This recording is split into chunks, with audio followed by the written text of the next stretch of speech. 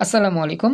Quantum academic and admission প্ল্যাটফর্মের পক্ষ থেকে আমি মোহাম্মদ ইমরান স্যার তোমাদের সকলের সামনে উপস্থিত হয়েছি সুপার স্পেশাল এইচএসসি আর্টসের একটি চমৎকার সাবজেক্ট ভূগোল ফার্স্ট পেপারের ফার্স্ট অধ্যায়ের স্পেশাল বেসিক এবং সৃজনশীল প্র্যাকটিস ক্লাস নিয়ে। আজকে আমাদের এই ফার্স্ট লেকচারে আমরা আলোচনা করব ভূগোল প্রথম পত্রের একবারে যে প্রথম অধ্যায় আছে সেই অধ্যায় নিয়ে স্পেশাল লেকচার। তো আমরা চলো শুরু করি। আমাদের প্রথম যে অধ্যায়টা আছে এই অধ্যায়টার নাম হচ্ছে প্রাকৃতিক ভূগোল। এই প্রাকৃতিক ভূগোলের যেই টপিক থেকে পরীক্ষায় বেশি প্রশ্ন হয় সেই টপিকটা আজকে আমরা দেখানোর চেষ্টা করব এবং আমরা পাশাপাশি সিকিউ প্র্যাকটিস করার চেষ্টা করব। তো চলো আমরা শুরু করি। তো আমাদের এই প্রাকৃতিক ভূগোলের যে টপিক সেই টপিকের মধ্যে আমরা প্রথমে ভূগোলের যে সংজ্ঞাটা আছে যার যেই বই আছে সেই বই থেকে একটু পড়ার চেষ্টা করব। আমরা প্রথমে ভূগোলের সংজ্ঞার ইতিহাসটা একটু দেখি, তারপরে আমরা বাকি অংশ নিয়ে আলোচনা করব। একটা বিষয় খেয়াল করো, এখানে আমাদের কি বলতেছে, ভূগোলের সংজ্ঞায় বলতেছে মানুষের বসবাসযোগ্য হলো পৃথিবী।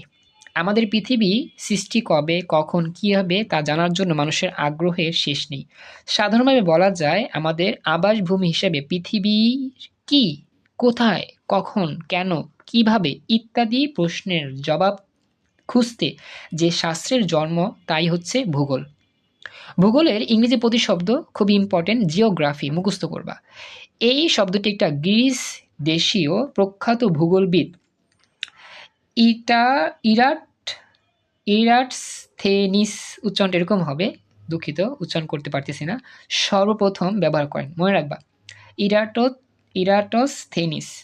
জিওগ্রাফি শব্দটি মূলত দুটি শব্দের সমন্বয়ে গঠিত, একটা হচ্ছে জিও, একটা হচ্ছে গ্রাফি। জিও অর্থ পৃথিবী বা ভূ, খুব ইম্পর্টেন্ট মনে রাখবা।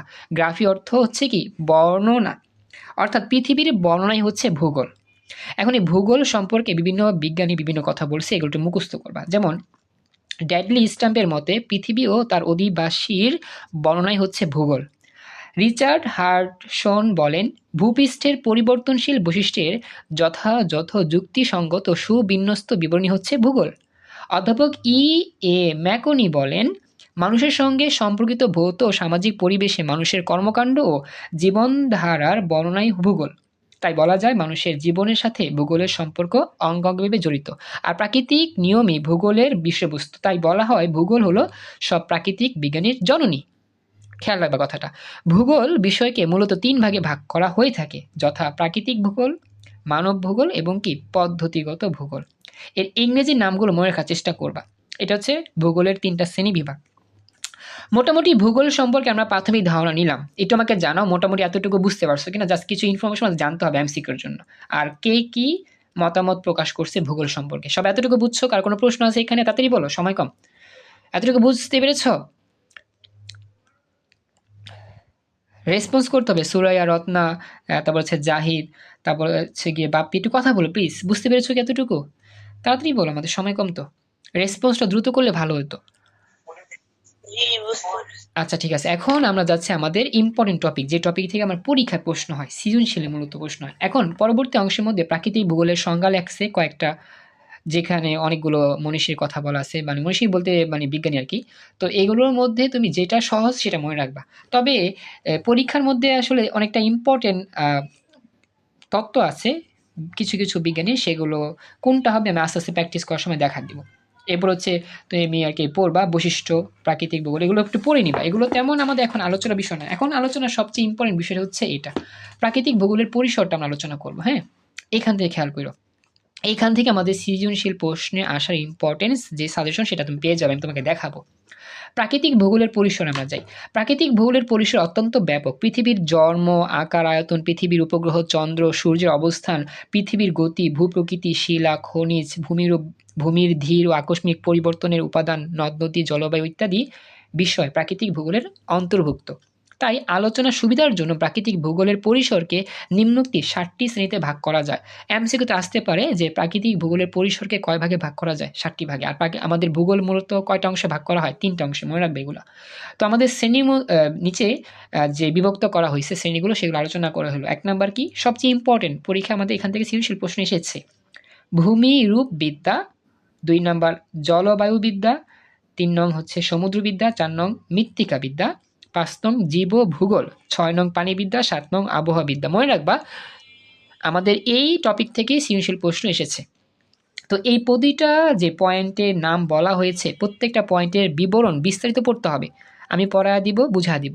কি বললাম? এটা সাজেশনটা খেয়াল রাখো যে এই টপিক থেকে আমাদের পরীক্ষায় সৃজনশীল প্রশ্ন এসেছে। তো এখানে যে 7টা টপিকের নাম বলেছে প্রতিটা টপিকের মধ্যে যেই বিবরণ রয়েছে বিস্তারিত বিবরণ তোমাকে পড়তে হবে, ভালো করে মুখস্থ করতে হবে এবং বুঝতে হবে।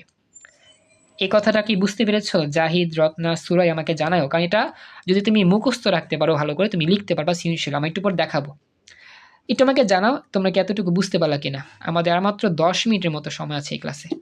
এতটুকু বুঝতে পেরেছো? তাড়াতাড়ি বলো।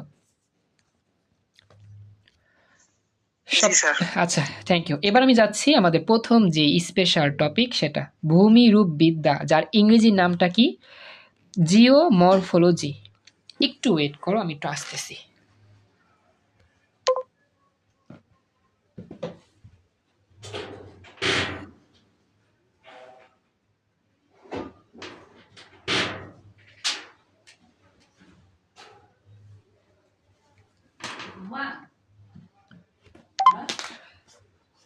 দেখো সবাই, আমি এখানে যে কাজটা করতেছি সেটা হচ্ছে গিয়ে, তো প্রথমত আমরা ভূমিরূপবিদ্যার টপিকটা আলোচনা করতেছি, খেয়াল করো, মনোযোগ দিও। হ্যাঁ, আমরা এখান থেকে একবার সৃজনশীল প্র্যাকটিস করার চেষ্টা করব। হ্যাঁ, একটু খেয়াল করে মনোযোগ দিও। আস্তে আস্তে বলতেছি, খেয়াল রেখো, বুঝতে পারবা। বলতেছে ভূমিরূপবিদ্যা যা জিওমরফোলজি। জিওমরফোলজি শব্দটি এসেছে 3টি গ্রিক শব্দ থেকে। মনে রাখবা কোন শব্দ থেকে? গ্রিক শব্দ। প্রথম হচ্ছে জিও অর্থ পৃথিবী, মরফো অর্থ গঠন, আর লোগোর অর্থ বিদ্যা। এই 3টি শব্দ থেকে একত্রে উচ্চারণ করলে জিওমরফোলজি শব্দটি হয়, যার বাংলা অর্থ হচ্ছে ভূমিরূপবিদ্যা। আর ভূমিরূপবিদ্যায় পৃথিবীর সৃষ্টি, পৃথিবীর অভ্যন্তরীণ অবস্থা, ভূ আলোড়ন, পাহাড় পর্বত, বিভিন্ন প্রকার ভূমিরূপ, নদ নদীর উৎপত্তি, ক্রমবিকাশ, বায়ুর কার্য, হিমবাহের কার্য প্রভৃতি বিষয় সম্পর্কে আলোচনা করা হয়। অর্থাৎ তোমাকে মনে রাখতে হবে এই ভূমিরূপবিদ্যায় কি কি নিয়ে আলোচনা করা, এগুলো সব মুখস্থ রাখবা, এগুলো সব মুখস্থ করতে হবে। এখান থেকে শুরু করে কমা কমা দিয়ে এতটুকু সব মুখস্থ করবা। সবাইকে এতটুকু বুঝছো? কি কি মুখস্থ করতে হবে? এটার মূল উদ্দেশ্য কি? ভূমিরূপবিদ্যার মূল কাজটা কি? এই কাজগুলো মুখস্থ করতে হবে। একটু দ্রুত রেসপন্স করলে খুশি হতাম, সময় কম। আবু বকর জয়েন করছো, থ্যাংক ইউ। জাহিদ, রত্না, সুরায়া, বুঝতে পারছো কি কি মুখস্থ করতে হবে? ভূমিরূপবিদ্যার মধ্যে এই পয়েন্টগুলো মুখস্থ করতে হবে, পরীক্ষাগুলো লিখতে হবে। বুঝতে পেরেছো আমার কথা? তাড়াতাড়ি বলো।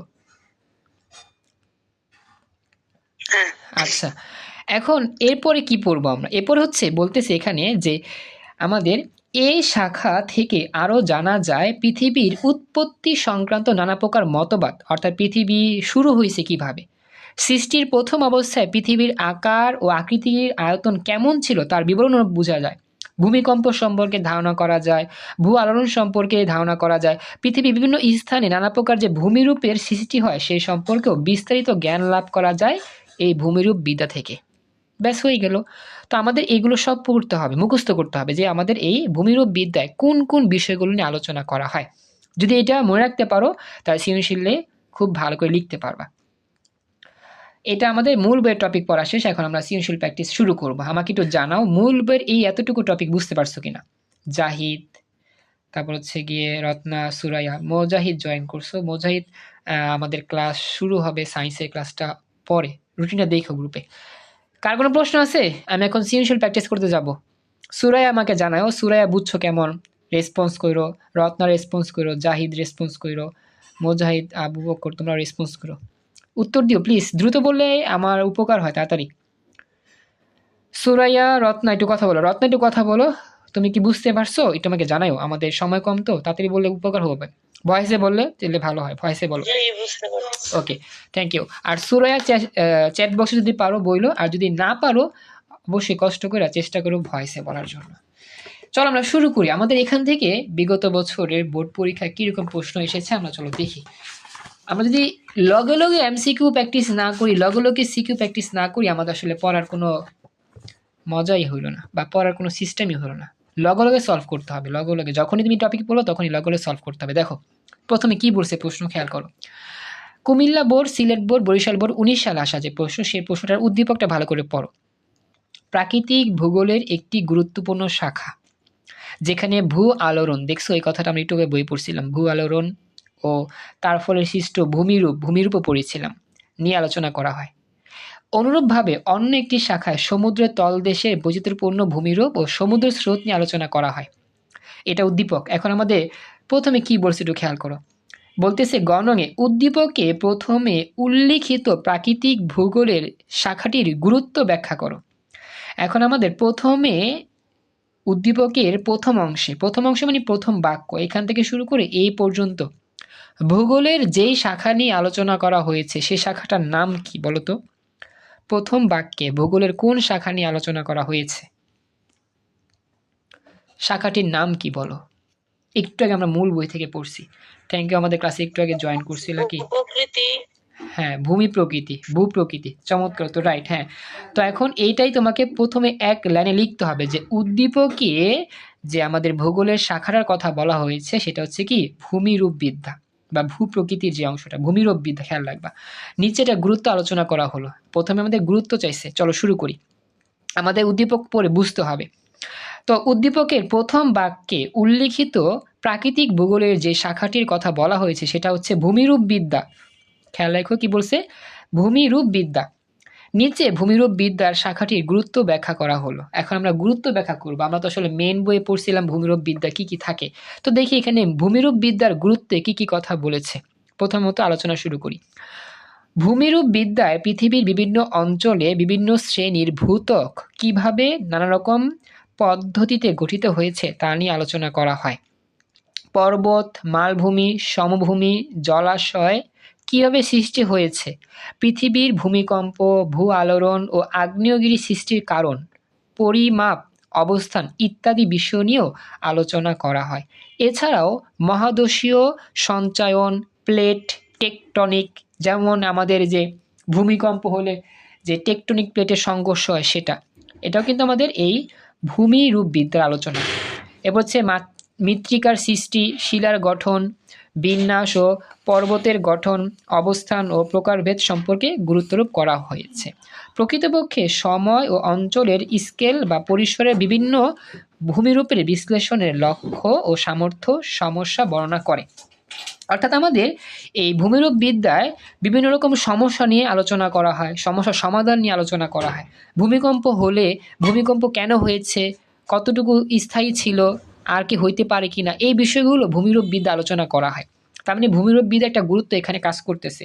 তো পরিশেষে বলা যায় ভূমিরূপবিদ্যা ভূত্বক, ভূ অভ্যন্তরীণ শক্তি ও সম্পদের সঠিক ব্যবহারে মানুষকে নির্দেশনা দিয়ে থাকে। আসলে এখানে আমাদের চাইছে গুরুত্ব। তো গুরুত্ব চাওয়ার মধ্যেই আমরা কি করছি, ভূমিরূপের মধ্যে কি কি বিষয় নিয়ে আলোচনা করা হয় সেটা বলছি।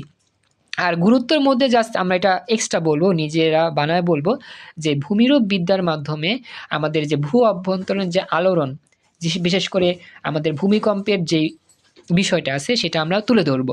তাহলে আমাদের গুরুত্বটা পরিপূর্ণভাবে লেখা হবে। যদিও এখানে গুরুত্বের বিষয় খুবই কমই লিখছে, জাস্ট বর্ণনা লিখছে। খেয়াল রাখো এখানে উত্তরে কিন্তু গুরুত্বটা কমই লিখছে, মানে এটা বিশেষ গুরুত্বটা কি সেটা কমই লিখছে, আমরা আমাদের মতো সাজাই লিখবো। তবে ওই যে ভূমি রূপ যেটা আছে, ভূমিকম্পের বিবরণটা দিলে আরো সুন্দর হবে সাজানোটা। তো এই হচ্ছে আমাদের গহনমী উত্তরের ব্যাখ্যা। মোটামুটি বুঝতে পারছো কি এটা আমাকে জানাইও, যতটুকু আমি বুঝাই দিলাম ব্যাখ্যা দিয়ে। তো একটু আগে জয়েন করছো হিমন রয়, পলার জয়েন করছো, থ্যাংক ইউ। বুঝতে পারছো কি এতটুকু? আমাকে একটু জানাতে হবে। সুরা একটু আমাকে জানাও বুঝতে পারলা কিরকম। আজকে তো অনেকক্ষণ ক্লাস করাচ্ছি, সুরায় কোনো রেসপন্স তেমন পাই নাই। সুরাইয়া তুমি বুঝতে পেরেছো কিনা চ্যাট বক্সে আমাকে জানাও। রত্না আমাকে বইলো, জাহিদ বইলো বুঝতে পারছো কিরকম। এতটুকু বুঝতে পেরেছো? ক্লিয়ার? আচ্ছা, তো বলি আমাদের সময় স্বল্পতার জন্য আমার আজকে তো প্রায় ওয়াইফাই বন্ধ, আমি এখন এমবি দিয়ে ক্লাস নিচ্ছি। তো আমি আজকের ফার্স্ট ভূগোল লেকচারটা আমি এখানেই কমপ্লিট করলাম। আমাদের যে পরবর্তী ক্লাস ইংরেজি ক্লাস, সেই ক্লাসে জয়েন করো রুটিন মতো দেখে। তো আজকে এখানে আমি ক্লাস শেষ করলাম। নেক্সট ক্লাসের অপেক্ষা থেকো, স্যার নিয়মিত ক্লাস এই করো। ভূগোল গাইডের পিডিএফটা দিতে পারবেন? আসলে ভূগোল গাইডের পিডিএফ আমি এখনো পাইনি, তবে আমি ছবি তুলে দিতে পারবো, বুঝছো? পিডিএফ এখন আমার কাছে কালেক্ট করা আচ্ছা হয়নি। স্যার, সমস্যা নেই, আপনি একটু সৃজনশীল গুলো একটু ছবি তুলে দিলেই হবে, আপনার জন্য উপকার আচ্ছা, হবে। ঠিক আছে, থ্যাংক ইউ সো মাচ, খুশি হলাম। তো আজকের মতো এখানে ক্লাস শেষ, নেক্সট ক্লাস অপেক্ষা থেকো, নিয়মিত ক্লাস করো। আসসালামু আলাইকুম, আল্লাহ হাফেজ। বুঝছি।